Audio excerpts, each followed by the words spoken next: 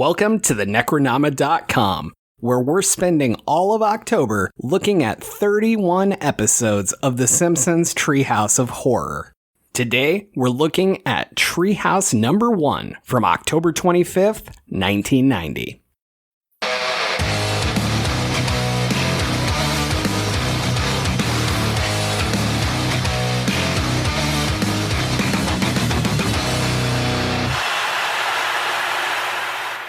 Hey everybody, I'm Thomas Brungardt, and I am not the voice you're used to hearing first on this podcast. That's because these are very special episodes. We're going to cover all 31 episodes of The Simpsons Halloween specials, or Treehouse of Horror. And I'm introing it because it was my stupid idea, and I'm making James and Don do it. And you're used to James and Don, so here they are. James, Don, how are you guys? I'm all right. Well, great. No, really, I'm so excited to do this. I love Treehouse of Horror, and I'm glad that you're stuck with us for 31 episodes straight.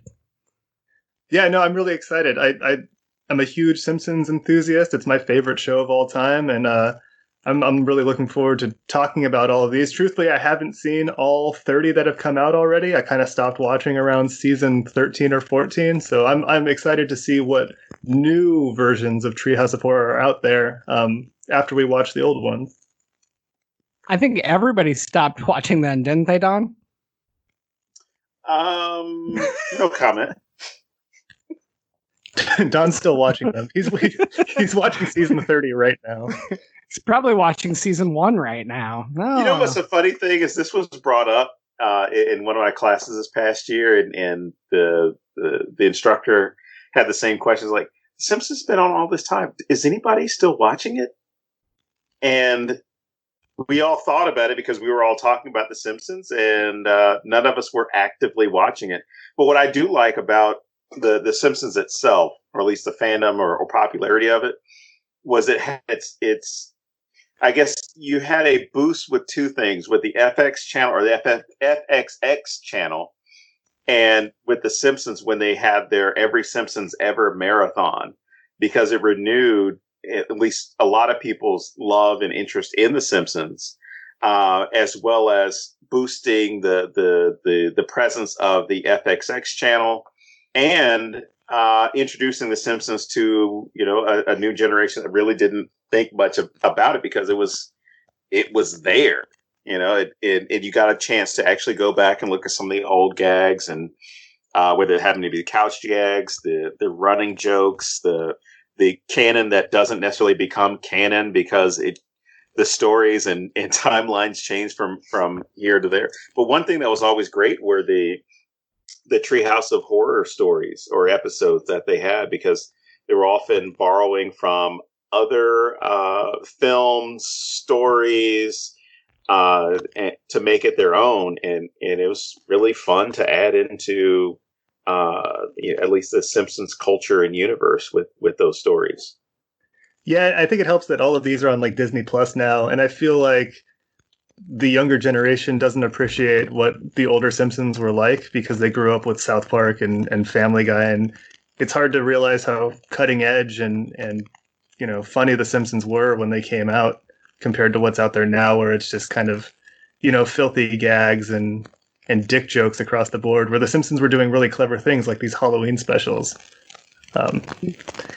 Well, even like the violence they were able to do in the Halloween episodes because they weren't allowed to do it the rest of the year.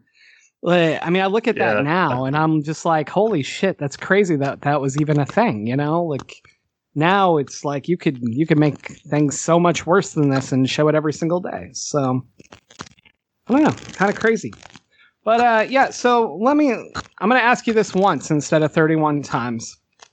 What is it about Treehouse of Horror that made you go, we have to do this for 31 episodes straight? Well, truthfully, I never really liked Treehouse of Horror growing up. It was kind of the episode I always skipped because I preferred the stories that were more canon. Not that any episode of any animated show was ever canon to the one before it, but I never really got into the horror ones.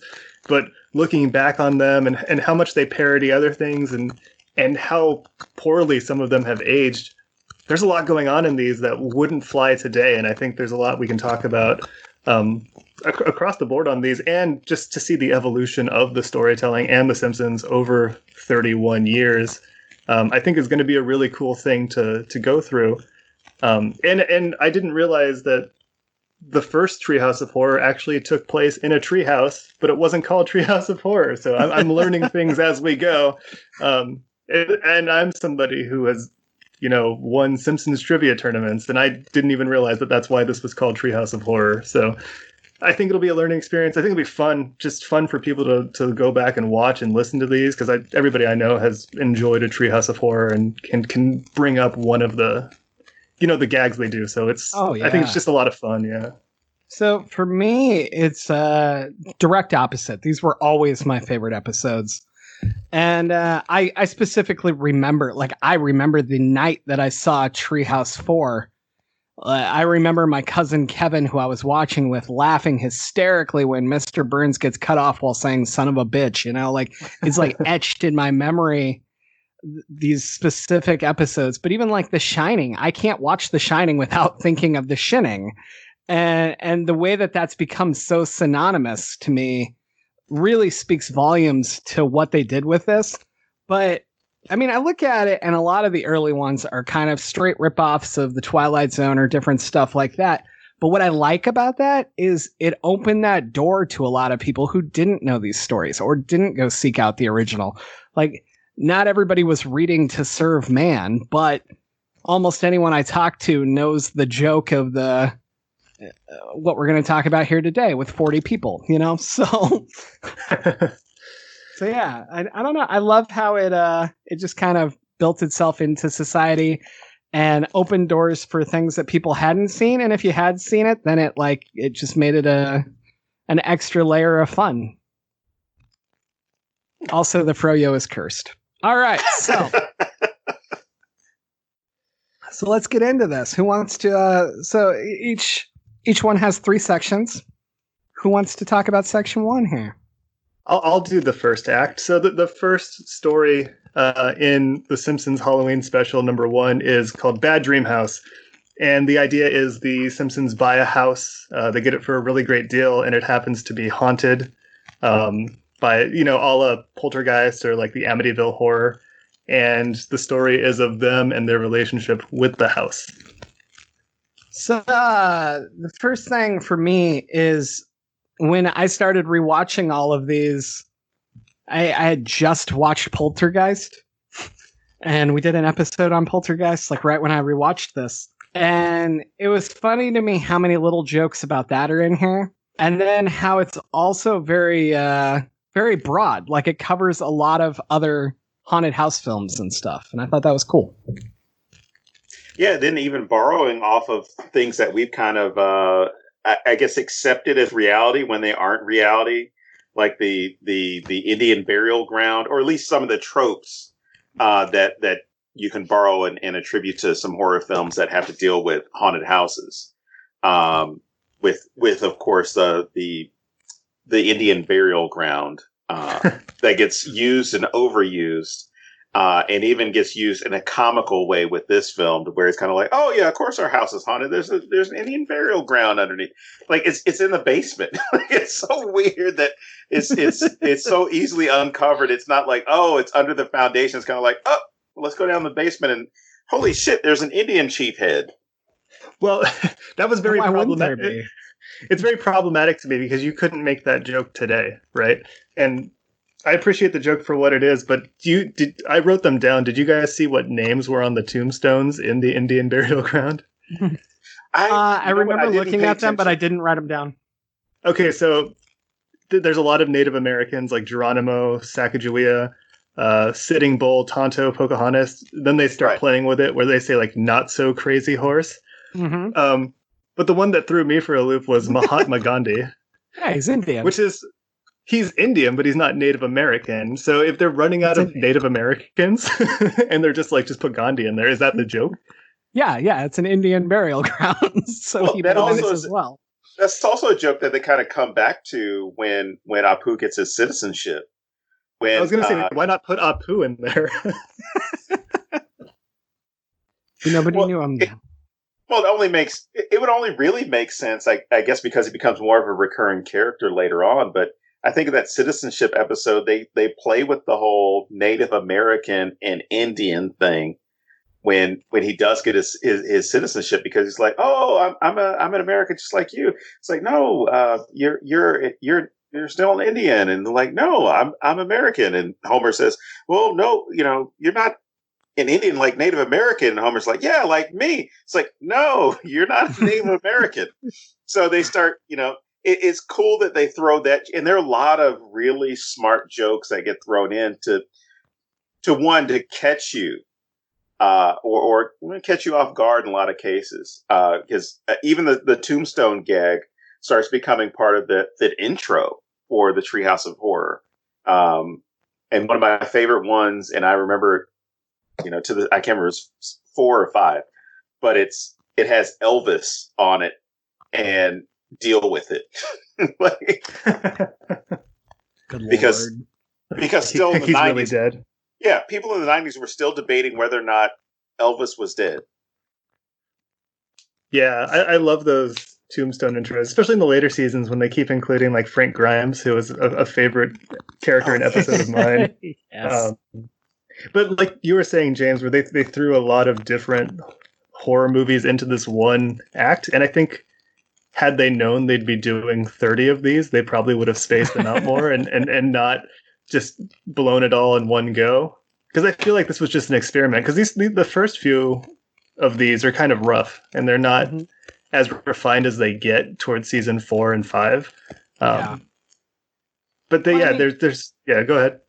Well, I was going to say, even so there's a Twilight Zone episode that Poltergeist is based on, and it's a portal in the wall. And they do this in the kitchen. They have the little vortex in the wall, and like the orange disappears through it, and then like the wadded paper comes back out, and it says like, "Stop throwing your waste here," or something like that. Like, I feel like you could have done a whole episode on that vortex. And I know later we end up with Homer doing something similar, and we'll talk about that in the episode when we get there. But like, I feel like you didn't have to do all of these at once, like you were just saying. And while they're funny, it is kind of rushed, but it's also kind of amazing how much shit they pushed into this little 8-minute section or something. Mm-hmm. It's crazy. Yeah. You have the bleeding walls and everything. But get out. Yeah. I do love when Bart's like, "We own you. You need to bleed." What an American thing to say. Well, not only that, but even Homer's rationale for not leaving when Marge is kind of the voice of reason, like, "Hey, we need to get out of this house." He's like, "No, we got a really good deal on this. Like, we can't leave this place." And gets into so many things that sometimes get addressed in those movies where, Amityville or whatever other haunted house movies there are, has to deal with, it's not that fucking easy to move out of a house. Like, you've gone through the legal process of owning it, gone through financing, gone through all these things, and now you're supposed to just abandon this house and, all the equity that you've already started to put into it, which I mean, Homer's got a point. It's like, we got a good deal on this house. Could you imagine how much it's going to cost for something else for us to move in and do all this other shit? I'm not leaving. There's that moment where he calls the realtor and he's like, "You never once told me that this house was built on an Indian burial ground," and they have the whole interaction, and then he hangs up and he says he told me 5 or 6 times. Yeah. And that's like the perfect Simpsons joke, because that's like the cadence of every good Simpsons joke early on. It's just like Homer being wrong about something and then being corrected. And admitting it. And it still makes me laugh. Like, it made me laugh when I was watching this. I was like, that's such a Homer joke, and I love it. Well, I mean, even one of my favorite jokes in this skit is, when they're all like, they all look like they're going to go kill each other. So you have like Homer's carrying an axe, and Maggie's head is spinning around, and Marge grabs the serrated knife, and, they're all heading towards each other. And then you find out Marge is making a sandwich. Yeah. I don't know why that just absolutely killed me. That's one of my favorite jokes ever. In the middle of the night. yeah, that's what's weird about it. It's like with everything going on, you went to make a sandwich. Like, if anything, I would expect Homer to be making a sandwich, you know? But yeah. Yeah. But the end of the episode, when they kind of give the house the ultimatum of, you need to be nice to us or else, right? And then the house decides to consciously destroy itself. Is that pulled from anything? Is that just a clean ending to this? Because I didn't know the reference from anything else besides this. As far as I know, that's it. Don, do you know of anything? I mean, there's no willful destruction of self that I can think of, but I just remember the house in Poltergeist at the end. It was just going crazy and shit. So, maybe it's merging those two things as far as the joke of the Simpsons or so. It would probably be hell on earth to live with, and then the way the lights and the house is getting destroyed, or the neighborhood is getting destroyed in Poltergeist. Well, fair. It's a nice way to wrap up the first act, I thought. Oh, it definitely is. Well, and I mean, if you keep going with the Native American theme, I mean, the United States kind of went on a course to destroy itself. So, anyway, you put that in past tense, like it's over. It's not. We keep one-upping ourselves. All right, John. Take us to the most popular one. Ooh, I got the popular one. This is nothing like high school. All right, so Hungry and the Damned was the second story in this first episode, or at least what was known as the Simpsons Halloween special initially. And it features the Simpsons themselves getting abducted by aliens. They go up into the spaceship with Kang and Kodos, the two kind of slimy aliens that we've all become accustomed to. And while they're up there, they promise them, like, oh, we're going to take you to our planet, Rigel 4. We're going to give you a world of infinite delights. But they're feeding them, giving them food, just anything that they want. Homer's eating everything in sight. He's completely insatiable. In fact, there's like this one part where I guess Lisa starts to make him suspicious about something's going wrong. He says, "Hey, where's the applesauce?" That's like the big thing that bothers him. Is not, oh, these aliens could be fattening us up to eat, or anything that's going on.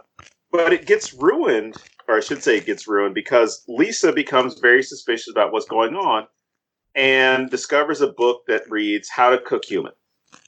Then she and the alien go back and forth as far as blowing dust off of it, and the book finally reads How to Cook for 40 humans. After it looks as though they are going to be served up when they get to the alien planet. So the aliens themselves kick the Simpsons out and give them this nice little push, saying, you had a chance at peace and eternity and these joys you would never know on Earth. You'd have true paradise with us. And the family is a little upset with Lisa because she ruined their chances because she was so suspicious of someone. Which I have to defend Lisa before we get into this. It makes sense that because we've seen these films before, we've seen these stories before, we read these stories before about the aliens coming to abduct you, eat you, probe you, do what, because there's never a good alien story outside of probably Cocoon. I know I'm dating myself on this one, but wow, yeah, I brought up Cocoon. Well, no, the fact that you think Cocoon is the only good one. Well, that's the only one that I can think of off the top of my head, because that's the only one where the aliens show up to do something nice. Because every time aliens show up in any other movie, it's always they're here to destroy shit, kill people, abduct people. E.T. he wasn't here for good shit. The reason why he was only doing good is because he was by himself. I bet you if he'd been with all of his other E.T. assholes, they would have been like doing more with that finger than anybody would have wanted. You're right. It's that pack mentality. It's like training dogs. Yeah, I'm telling you, they were up to no good. Plus, I have a sneaking suspicion that E.T., hear me out, may be a Sith Lord. That's why he was so scared of that kid who was dressed as Yoda on the street. God he was damn ready it. to swear. You heard it here, everybody. This is why Don will not be on the next 30 episodes with us. So, couple things. Number one, this is probably my favorite out of any of the Treehouse of Horror skits. I absolutely adore the short story To Serve Man. I love the Twilight Zone episode. So this spoke to me, and it made fun of one of my favorite things. And I just love it. I don't know how many times in life I've quoted the how to cook humans, how to cook for humans, how to cook 40 humans, how to cook for 40 humans. You know, but they had Pong, man. They had Pong. And Lisa turned him down. I mean, I don't get it. No, but like really, I think that this is so perfectly done. Like it really plays on xenophobia and that fear of the outsider. It plays on so much stuff. Like they couldn't possibly be doing any of this for our benefit. Like they're terrible people. Like the Simpsons are the outsiders and they don't get it, you know, like they still think the aliens are the outsiders, but once they're on that fucking ship, they're the outsiders. And my favorite line in this entire episode is when the cook is like, one of them's like, why did you make us eat? Maybe it was Lisa. I don't know. Why'd you make us eat so much? And the cook's like, make you eat. I've been preparing banquets and oh my God, to be honest, you guys kind of made pigs out of yourselves. But I love that difference of perception, you know? And that's what I think this episode does so well. Yeah, I think you hit all the marks there. I just wanted to say that I love this particular one because it gave the world King and Kodos, because King and Kodos come back so much and they're such great characters. And, you know, this is the early version of them and I love that. But there's so much in this episode that comes back in really later seasons. For instance, at the beginning when Homer's like putting the lighter fluid in the barbecue, it's the same way he does it in like the Lisa the Vegetarian episode when he has his BBBQ and he unloads like 3 cans of lighter fluid on it, and I was like, oh, that's funny that they went back to that. And then even with the book where they're gradually revealing words. They did the same thing in Bart of Darkness, the Rear Window spoof. In I think it was season 5 or 6, where Lisa's in Flanders' house and she finds, you know, this round thing in the freezer and it says human head, but as they unveil the words, it actually says like Schumann Farms head of lettuce. Which I've always loved that joke, and I love that they kind of went back to it and did it twice, and it works both times, and it's an interesting perspective, like you said, from the family, where Bart's there and he just has this entitlement. And it's, you know, we talk about this a lot when we talk about social commentary, but he feels entitled to everything he's being given. And he feels like it now belongs to him. And it's the same idea with colonization or whatever you want to call it. That's basically what's going on this ship, where they're just, you know, hosting him and being nice, but he has already decided that he owns everything. Mm-hmm.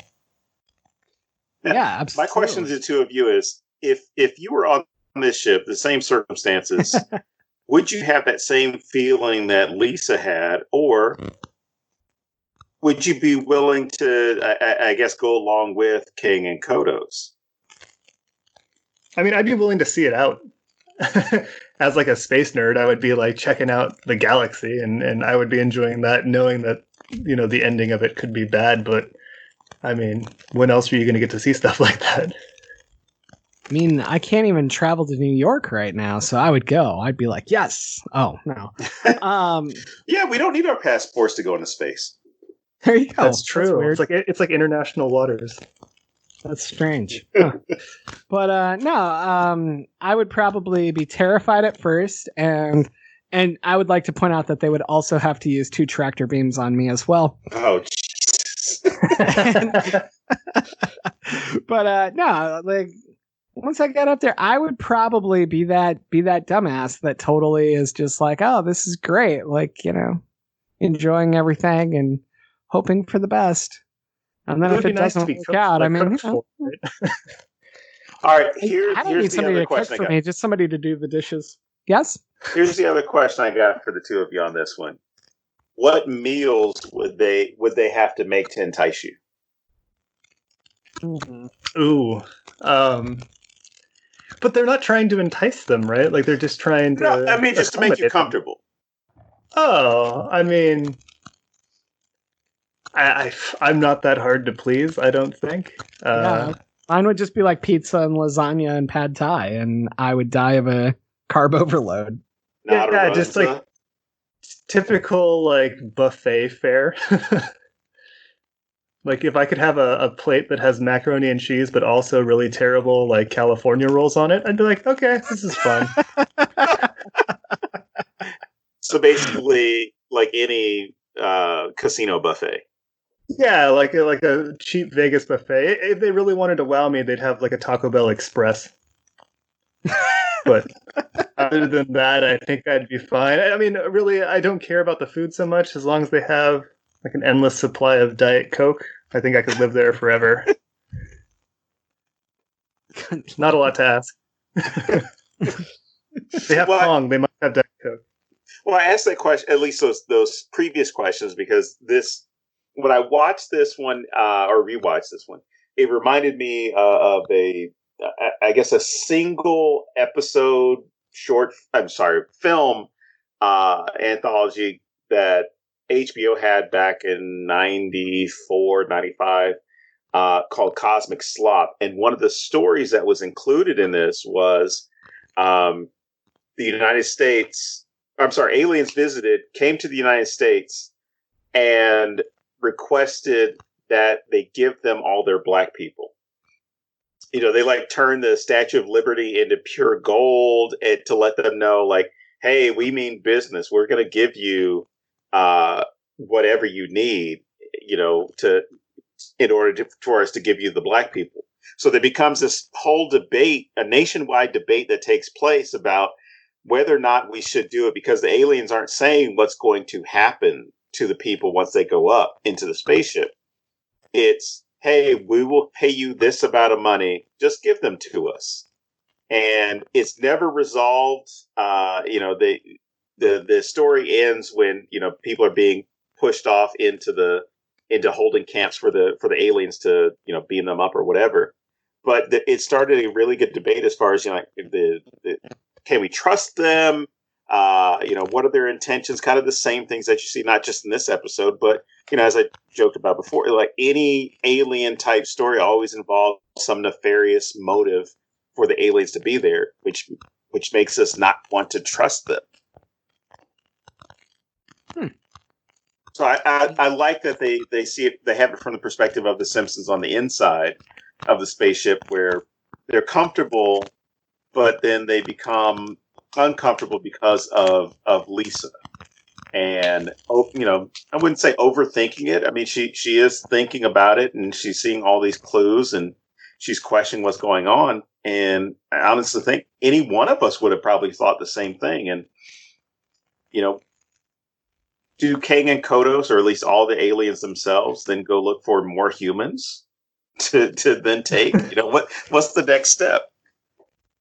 I think the Lisa thing is like the whole glass shattering idea, where there's something painfully obvious to one person that the other people don't see until that one person mentions it. Then everybody is like, oh, I can never not, see that again. Right? Like it's unavoidable to me now. So I think that's, unfortunately for the Simpsons, that's what Lisa did. But I think it all works out for them in the end. They get to go home. It's not like they're dumped randomly somewhere. There's an ongoing thing where Lisa fucks shit up for everybody. Because it's too smart for her own good. That's the whole thing, right? Well, even in like Paw, she wishes for like this great thing that should be easy, and then it goes wrong. But we'll talk about that in the future. But yeah, I kind of wonder, did somebody just hate their daughter and her smart ass ways? Well, it's about Matt Groening's sister, so I always assumed his sister was just like the precocious know-it-all. Makes sense. Which is how a lot of us think about our sisters, I guess. It's fine. Your sister doesn't listen to the show. All right. Because she's deaf. Well, that's you monster. All right. There were monsters on this show, and it was us. But so let's move into the third part. I'll go ahead and summarize this one since you guys have done so well. So they did the Raven, and they got Darth Vader to tell it to us. Yeah, should we just move? Should we move on to the next episode? Do this. No. I don't know how much you guys have paid attention to the Raven and stuff, but one of the coolest things about the actual poem, the Edgar Allan Poe version, is, to me anyway, is based on Charles Dickens's bird, whose name was Grip, and Dickens wrote about Grip a couple times and used ravens as almost like parrots. And so they could say words, and they just believed that they were on the same wavelength as a parrot. So it would be able to do this. And Dickens kind of did it more in a comedy way. And then Edgar Allan Poe brings it in and hits the drama of it. Right. So the raven is always black to symbolize mourning. And it's all this crazy, just downer shit. You're never going to be okay because this woman left you. And then, as if the raven being there wasn't bad enough, this little fucker talks, and he's like, "You're never getting this chick back," you know. And I thought it was interesting that The Simpsons chose to do this because, like you said earlier, I don't think that they thought this was going to be an ongoing thing.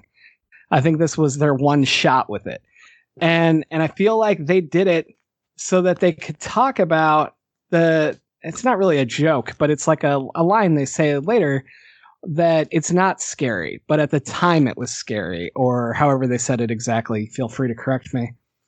And I can't help but think that they just didn't want to write more, and so they took this thing that was pretty iconic, and they just told it.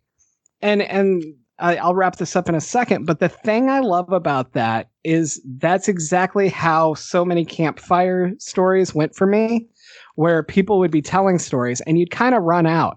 Or one person didn't have one. So then you tell one that you've all heard 90,000 times, you know? Yeah. And so I like that they went there with this. But what do you guys think of the inclusion of the Raven in this? I thought it was good. I looked up some of the I guess the rationale behind it, and I can't remember because I'm gonna misquote whoever it was. But the concern that one of the writers had about it was, oh, this is too pretentious for us to have in this. We're going to go ahead and have, Homer and Homer as the narrator, and you're going to have Bart as the Raven. And their initial thought was, it's not going to land. It's not going to hit. I liked the usage of it because it goes beyond The Simpsons itself. And it shows The Simpsons, well, because this was the problem with The Simpsons early on. So many people took it as just this crass, ridiculous show that got picked up from Tracy Ullman's show because of these shorts that were involved. This was the first time that I actually had teachers who took this show seriously. And I remember my English teacher actually used that episode to discuss literature and how it can land, how it can be impactful. So not necessarily, being a scary story, but at least giving us an appreciation of where stories have been, how people receive them, and then how audiences accept them as time goes on. Because as you said, there was that comment at the end where, Bart's like, that story wasn't scary. And Lisa has to explain, people were scared of, other stuff way back when. And he uses the comparison of Friday the 13th. He says, oh, you mean how Friday the 13th, the originals aren't that scary? And it kind of gives you this good way that you can look at it and say, I can go back and look at any number of movies from when I was a kid or earlier. They're not scary at all. But they were fucking terrifying for some of the people that were watching them at that time, because this was the for a lot of cases, it was the furthest it was going. Thomas, what about you? I think it was cool. I thought it was a cool like proof of concept. Like it was their way of proving that they could make The Simpsons relevant in other stories, and I think they did a great job with the artwork and turning Bart into a raven. I think it's a good way to figure out if they can do that. I mean, later seasons he becomes a fly and a butterfly, so I think it gave them reason to try new things, and it's such an accessible story that everybody knows. And to see Homer do it, like I never had a problem with it. I just didn't think it was anything terribly special, given that it's something we all already know. But what it reminds me of is every time I see that episode and they say the name Lenore, I knew a girl in high school who was named Lenore after the poem, and she was just the worst. And she was a Wiccan. She was a Wiccan and a goth that changed every 3 months. And I was just like, oh, I don't like that poem because I hate that name because it reminds me of this person. I have no idea what she's up to now, but I wish her nothing but the best. And she's that's listening to the episode right now. She's like, that's weird. There was a guy named Thomas in my class. That guy was a douche. The final thing I want to say about the Raven, because I don't have a lot else to add. I like that The Simpsons is so utterly entrenched in pop culture, literary criticism, social commentary, just everything, right? And this really pointed out that you guys think that we're some bullshit show, but like we're doing something way deeper than it looks like we're doing. And I don't know that was intentional, but it's definitely there. And when this show's been on for 32 fucking years now, I mean, I feel like The Simpsons win this one. Well, they're obviously doing something that works. All right. So that brings us to the wraparound. There's just the whole telling the story in the treehouse, and then the kids go to bed and they're fine. And then we go to Homer, and Homer's fucking terrified because he's been listening to this all night. I like that. It's a fun way to end it. It is. It's great. This concludes another episode of the Necronama.com with James Sabata, Don Guillory, and Thomas Sexbot Brungardt.